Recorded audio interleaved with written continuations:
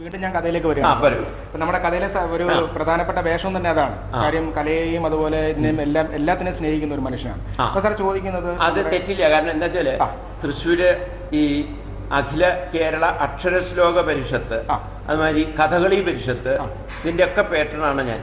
അപ്പൊ അതുകൊണ്ട് എനിക്ക് സന്തോഷമുണ്ട് ഈ കലയെ പറ്റി സംസാരിക്കാൻ തന്നെ. സാറേ ഇപ്പൊ അക്ഷരശ്ലോകം എന്ന് പറഞ്ഞല്ലോ, പ്രത്യേകിച്ച് നമ്മൾ ഉത്സവപ്പറമ്പിലൊക്കെ അക്ഷരശ്ലോകങ്ങൾ ഒരുപാട് കണ്ടിട്ടുണ്ട്. അങ്ങനെ ഒരു അക്ഷരശ്ലോകത്തിന്റെ ഉള്ള 2 വരികൾ ഒന്ന് ചൊല്ലാൻ പറ്റുമോ? എന്റെ കഥയ്ക്ക് വേണ്ടിയാണ്. ഏത് കഥയ്ക്കായാലും ഇന്റർവ്യൂവിനായാലും എനിക്കൊരു കുഴപ്പമില്ല.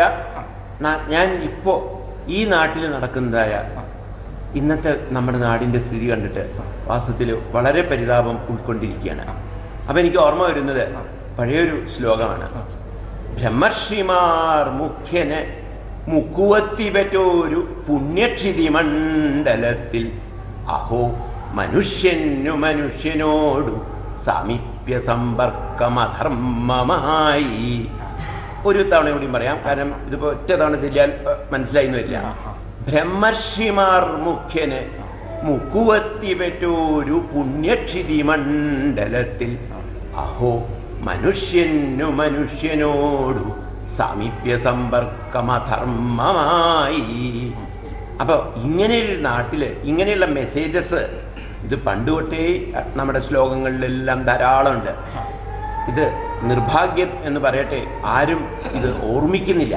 അതാണ് ഞാൻ ഇതിനെല്ലാം പ്രൊമോട്ട് ചെയ്ത് കൊണ്ടുവരണം എന്ന് പറയുന്നത്. തീർച്ചയായിട്ടും സാറേ, കാര്യം പണ്ടാണെങ്കിൽ നമുക്ക് തിരുവോണത്തിലാണെങ്കിൽ തിരുവാതിരകളി ഉണ്ടായിരുന്നു, ഇന്നത്തെ മാറി ഒരുമാതിരി കളിയായി. പണ്ട് കുമ്പേടി ഉണ്ടായിരുന്നു, ഇന്നത്തെ മാറി കുനിച്ചെടുത്ത് കുമ്പൻ ഇടിയായി. അപ്പൊ ഞാൻ ചോദിക്കുന്നത്, ഈ ഓണം ആഘോഷിക്കാൻ നമ്മൾ കൂടുതൽ നന്നായിട്ട് ആഘോഷിക്കുന്നത് എനിക്ക് തോന്നുന്നു ഇവിടത്തെക്കാൾ കൂടുതൽ ഇപ്പോൾ ഗൾഫിലാണെന്ന് എനിക്ക് തോന്നുന്നു. ശരിയാണ് അല്ല സാർ? അതെ. അപ്പൊ അവിടുത്തെ ഓണവും നമ്മുടെ ഇവിടുത്തെ ഓണവും തമ്മിൽ എന്തെങ്കിലും വ്യത്യാസം സാറിന്? അവിടുത്തെ ഓണം എന്ന് പറയുമ്പോൾ എല്ലാവരും പങ്കെടുക്കും. ഒരു കുട്ടി, അമ്മ, അച്ഛൻ എന്നൊന്നും ഒരു വ്യത്യാസവും ഇല്ല. അതുമാതിരി അവിടെ എത്തിക്കഴിഞ്ഞാൽ ജാതി മതം ഒന്നുമില്ല. എല്ലാവരും ഓണം വരുമ്പോഴേ എല്ലാവരും ഒന്നാണ്.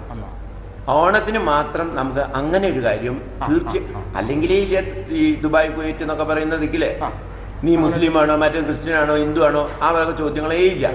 പക്ഷെ ഓണം വരുമ്പോഴേ എന്താ എല്ലാവരും ഒന്നിച്ചു കൂടും. ആ ഒരു സന്തോഷം കൊണ്ടാണ് ഇപ്പോ ഈ ഞാൻ വാസ്തവം പറയുമ്പോൾ ഈ ഓണത്തിനെല്ലാം അവിടെ തന്നെ ഉണ്ടാവണം എന്ന് പറയുന്നത്. അതെ അതെ. അപ്പൊ എനിക്ക് ഞങ്ങൾ കഴിഞ്ഞ വർഷം ഓണത്തിനോട് വന്നപ്പോൾ നമ്മൾ രാവിലെ 6 മണിക്കോടെ ഓണപരിപാടികളൊക്കെ ആർപ്പവിളിയൊക്കെ. അതെ. അപ്പൊ ഞാൻ ഒരു അറബി ഒന്ന് ഏതാണ്ട് പറയുന്നുണ്ട്. അപ്പൊ എനിക്കൊന്നും മനസ്സിലായി. ഞാൻ ചോദിച്ചാൽ നമ്മളിവിടെ നിൽക്കുന്നോണ്ടാണോ? അപ്പോഴാ പറഞ്ഞല്ല, പുള്ളി ആർപ്പൂർവ്വ പഠിച്ചുകൊണ്ടിരിക്കുകയാണ്. അതെ, അറബികൾ പോലും ഇപ്പോ ഓണത്തിനെ പറ്റിയിട്ട് പഠിക്കുന്നത്. എന്താണ് ഈ ഓണം, എന്തിനാണ് ഇവർ ഇത്രയധികം പൂക്കൾ കൊണ്ടേ? അതായത് ടൺ കണക്കിന് പൂക്കളല്ലേ ദുബായിലൊക്കെ വരുത്തുന്നത്, വളരെ വലിയ പൂക്കളം. പക്ഷെ ഈ ഓണം എന്നുള്ളത് ഒരു അവസാനം ഒരു പൂക്കള മത്സരമായിട്ട് മാറരുത് എന്ന് മാത്രമേ എനിക്ക് പറയാനുള്ളൂ. ഓക്കെ. സാറേ, ഇപ്പം നമ്മുടെ മലയാള സിനിമയില് മമ്മൂട്ടി, മോഹൻലാൽ ഇവരൊക്കെ നല്ല പ്രായം കുറഞ്ഞ നായികമാരോട്ടൊക്കെ അഭിനയിക്കുന്നത്. ഞാൻ ചോദിക്കുന്നത്, അതിലൊരു നായികയെ നമ്മൾ കണ്ടെത്തിയിട്ടുണ്ട്. അപ്പൊ അങ്ങനെ സാറിൻ്റെതായിട്ടുള്ള, അതായത് തീർച്ചയായിട്ടും എനിക്ക് ഒരു പ്രിഫറൻസ് ഉണ്ട്. ഞാൻ പറഞ്ഞില്ലേ ഗ്ലാമർ റോളാണ് ചെയ്യുന്നത്. അപ്പൊ ഞാനിപ്പോ പറയുകയാണെങ്കിൽ ഞാൻ പാർവതിയാണ് ഞാൻ സെലക്ട് ചെയ്യുന്നത്. ഈ പാർവതിയാണ്? അല്ല, Parvathy Omanakuttan. I am sorry. അത് ഞാൻ പറയാം. കാര്യം എന്തായാലും തീർച്ചയായിട്ടും പറയാം.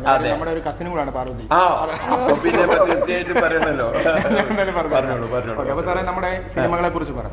സിനിമയിൽ സാറിന് ഒരുപാട് കടമ്പകൾ, ഒരുപാട് നേരത്തെ സാർ ഇതിനൊക്കെ ഇറങ്ങിയിട്ടുണ്ട്.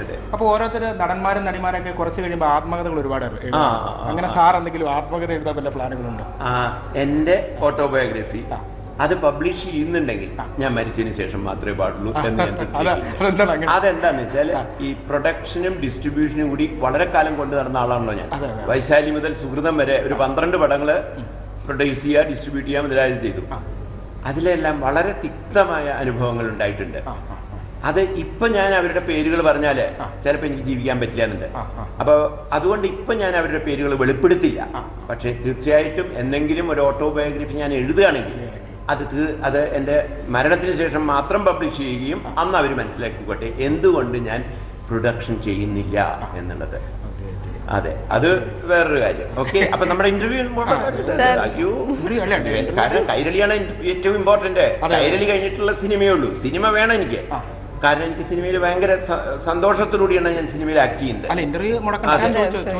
ഇപ്രാവശ്യത്തെ ഓണം സാർ എവിടെയാണ് ആഘോഷിക്കുന്നത്? ഞാനത് UAE പല സ്ഥലങ്ങളിലായിട്ട് ആഘോഷിക്കാനാണ് അത് ചെയ്തിരിക്കുന്നത്. യുണൈറ്റഡ് അറബ് എമിറേറ്റ്സ് എന്ന് പറയുമ്പോൾ Dubai, Abu Dhabi, Sharjah, Umm al, Quwain, Ras al Khaimah, അങ്ങനെ പലതും ഉണ്ടല്ലോ. അവിടെങ്ങളിലായിട്ട് ആഘോഷിക്കാനാണ് ഇപ്പോൾ ഞാൻ പരിപാടി. സാറിന് പോകാൻ ഇച്ചിരി സമയമുള്ള കാര്യം. സാറ് ഓണം ആഘോഷിക്കുന്നതിലുപരി ഈ കഥ സാറ് കേട്ടിട്ട് ഇഷ്ടപ്പെട്ടില്ല, ഞാൻ പിന്നെ സാറ് പിന്നെ വിസ ഒക്കെ എടുത്തു ഞാൻ ദുബായിലൊക്കെ പോയിട്ട് കുറച്ച് വിഷമമുള്ള കാര്യമാണ്. വിസ കിട്ടിയിരിക്കും, പക്ഷെ അവിടെ പോയാലും ഞാൻ ഇങ്ങനെ ഒരു ദിവസം ഓരോ ഫ്ലൈറ്റ് എടുത്ത് നടക്കുകയല്ലേ. അപ്പൊ നിങ്ങൾക്ക് അവിടെ വന്നുകൊണ്ട് എന്നെ ഇതുപോലെ ഇത്ര ഈസി ആയിട്ട് കിട്ടില്ല. അതുകൊണ്ട് ഇപ്പൊ തന്നെ പറഞ്ഞോളൂ ബാക്കി എന്താ പറയാനുള്ളത്. അപ്പം സാറ് ചോദിക്കുന്നത്, ഇപ്പം അറബിക്കഥ എന്ന സിനിമയിൽ സാറ് വേഷങ്ങൾ ചെയ്യും, ഒരുപാട് സിനിമകൾ ഇങ്ങനെ വേഷങ്ങൾ ചെയ്യും. സാറിന് ഈ പറയുന്ന പോലെ ഓരോ വേഷങ്ങള് നമുക്ക് അത് സീൻ പറയുമ്പോൾ എന്തെങ്കിലും ഈ പറയുന്ന ടെൻഷനുകളോ അങ്ങനെയുള്ള സംഭവങ്ങളൊക്കെ അഭിനയിക്കുമ്പോൾ? ഒരു ടെൻഷനും ഇല്ല. അഭിനയം ഒരു പ്രശ്നമേ ഉള്ള കാര്യമല്ല. അവര് പറയുന്ന മാതിരി നമ്മൾ ചെയ്യുന്നു. ഇനി തെറ്റു എന്നാൽ അഥവാ ഡയറക്ടർ കാണിച്ചു തരും അതെ ഇതാണ് എന്നുള്ളത്, അതിലെനിക്ക് വളരെ സന്തോഷമുണ്ട്. ഈ ലാൽ ജോസും പിന്നെ സിദ്ദിഖ് ലാലും അവര് തന്നെ എടുത്ത് ഈ പെട്ടിയൊക്കെ മേത്ത് വീഴുന്ന സീനൊക്കെ ഉണ്ടല്ലോ, അതെല്ലാം ഭയങ്കര പ്രശ്നമായിരുന്നു. മറ്റേ ഇതില് പിന്നെ സിദ്ദിഖ് വിളിച്ചെടുത്തു എസ്കലേറ്ററിൽ വീണു, അതൊന്നും ഒരു പ്രശ്നമില്ല. മറ്റേ പെട്ടി മേത്ത് വീഴുമ്പോ എങ്ങനെ നമ്മൾ റിയാക്ട് ചെയ്യണു? പെട്ടി ഞാൻ വിചാരിച്ചു പെട്ടികളെല്ലാം കൂടി എന്നെ കൊല്ലും വിചാരിച്ചു. ലാല് പറഞ്ഞു ഒന്നും പേടിക്കണ്ട, ഇതൊക്കെ നമ്മൾ മറ്റേ അത്ര ശക്തിയുള്ളതൊന്നല്ല, അതെല്ലാം എംപ്റ്റി ബോക്സസ് ആണ്, ഞാൻ വിചാരിച്ചു നിറച്ചു വെച്ചിരിക്കുന്നതാണോന്നൊക്കെ. അങ്ങനെ തന്നെ അതെടുത്ത് കാണിച്ചു തന്നു. അതുകൊണ്ട് എനിക്ക് ലാലിനോട് വളരെയധികം കടപ്പാടുണ്ട്. സാർ സിനിമാ ഫീൽഡിൽ ഒരുപാട് പരിചയമുള്ള ആൾക്കാരാണ്. എങ്കിൽ പോലെ സാർ നമ്മൾ ഒരുപാട് തിരുവോണമാകുമ്പോഴേക്കും ഒരുപാട് മാഗസിൻസിൽ ഒരുപാട് ഇന്റർവ്യൂസ്, അപ്പം പഴയ കലാകാരന്മാർ ഒരുപാട് ആത്മബന്ധങ്ങളെ കുറിച്ച് പറയാറുണ്ട്. സാറിന് മലയാള സിനിമയിൽ ഇഷ്ടപ്പെട്ട കുറച്ച് അങ്ങനെ ആത്മബന്ധമുള്ള ആരെങ്കിലും ഉണ്ടോ സാർ? പലരും ഉണ്ട്, പക്ഷെ ഈ ദൈവം വിളിച്ചാൽ പോകാതെ പറ്റില്ലല്ലോ. ഇപ്പോൾ പത്മരാജൻ, ഭരതൻ, അരവിന്ദൻ എനിക്ക് ഏറ്റവും വേണ്ടപ്പെട്ട കക്ഷികൾ. ഇവരെല്ലാം നേരത്തെ സ്വർഗത്തിലേക്ക് പോയി. പിന്നെ ഇപ്പം പറയുകയാണെങ്കിൽ നെടുമുടി വേണു ആണ് ഏറ്റവും അധികം ബന്ധമുള്ള വ്യക്തി.